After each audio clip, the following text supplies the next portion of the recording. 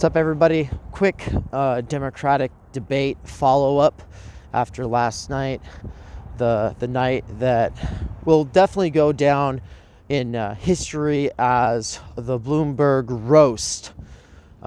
Elizabeth Warren went out, took him down without a doubt. I wish I could show a clip. The problem with these roadside rants is I can't show the clips. It was epic.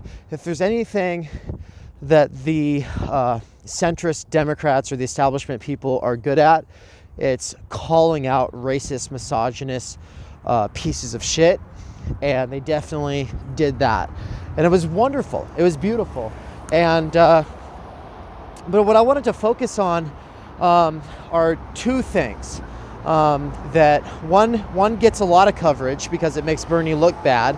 The other gets zero coverage. It literally got removed from the version of the video that NBC posted on YouTube because they want to bury it.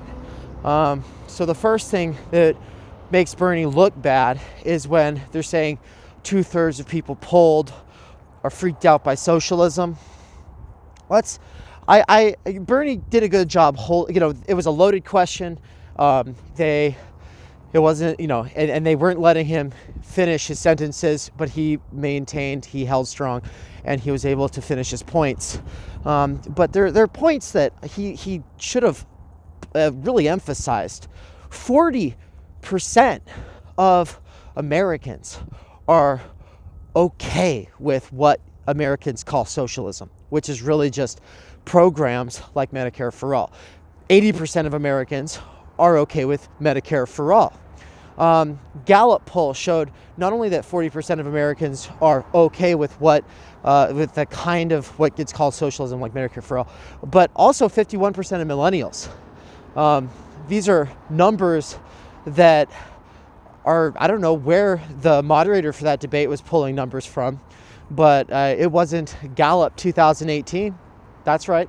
So maybe that reflects numbers within the Democratic Party, but those 2/3 who are a little hemming and hawing about Bernie, those 2/3 within the Democratic Party are still going to vote for Bernie. They're still going to vote. They're the dyed-in-the-wool establishment people who are still going. Yeah, some would definitely change their affiliation over and vote for Trump, but not many. I'm not going to be unfair like Trump supporters. I like Hillary supporters or like Biden supporters and try to slander Bernie by acting as though more of his supporters switched over and voted for Trump than Hillary's for McCain, which did happen. So anyway, the thing that gets cut out of and buried from the NBC coverage, though, is the last question, I guess, which was, and I just retweeted it. I'm going to share that in the description. I'll pin it in the comments below. The only candidate who thinks that having a majority of the votes means you should win is Bernie.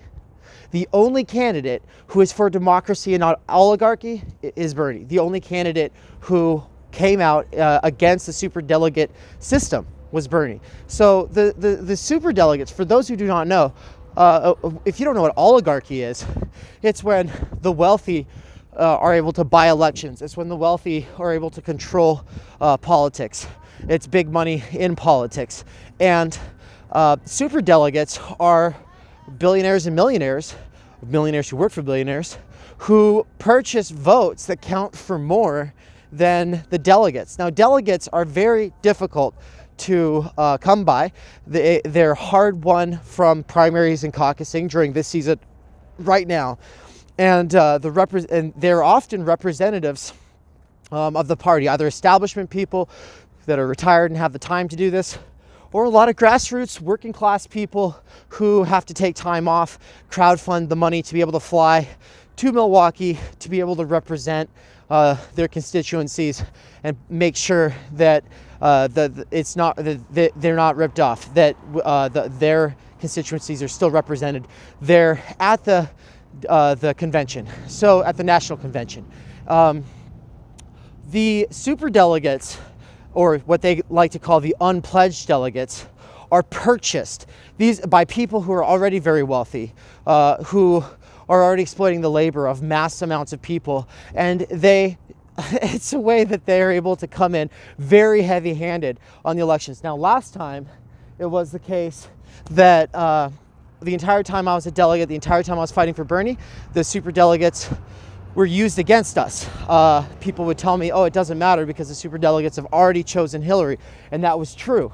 We were hoping for a shift last minute, but the prospects all along did seem dismal because all of these rich people had already backed Bernie, and their vote was counting against the people's. And you can't emphasize this enough, like how much that skewed the entire thing last time, but we still did really well, and we still came really close. So now, because of Bernie support, giving his delegates to Hillary because she didn't have enough at the last DNC, they changed.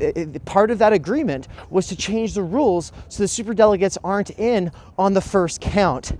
The superdelegates can only come in if a candidate doesn't have over 51% of the delegates at the Democratic National Convention, which is why they're splitting the field with so many centrist Democrats right now, is they're trying to scoop up as many votes as possible, as many delegates as possible, so that when it comes to the DNC, they're all going to be able to back a vote of conscience, whichever.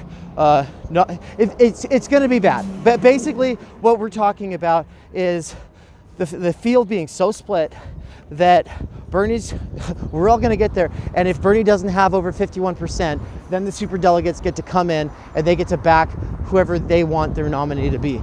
And it's completely undemocratic. The people who were for this last time are the people who are for this time. And everybody but Bernie just came out as being for that system. They're just like, let the process run. Yeah, let the process run. Wow. Completely uncritical, and obviously it works in their favor because they're not going to win the majority of the delegates. Bernie is going to win the majority of the delegates. He just might not get over 51%, which is why we have to push harder than ever. We can't get complacent just because he's going to have the majority of the delegates. It's not enough. We need 60, 70, 80% of the delegates, and we need to fight tooth and nail. And they're going to call us mean. Well, they're going to call us that no matter what we do. Okay, that is something they're going to pull on us constantly. But just remember, we were mean to Bloomberg before it was cool.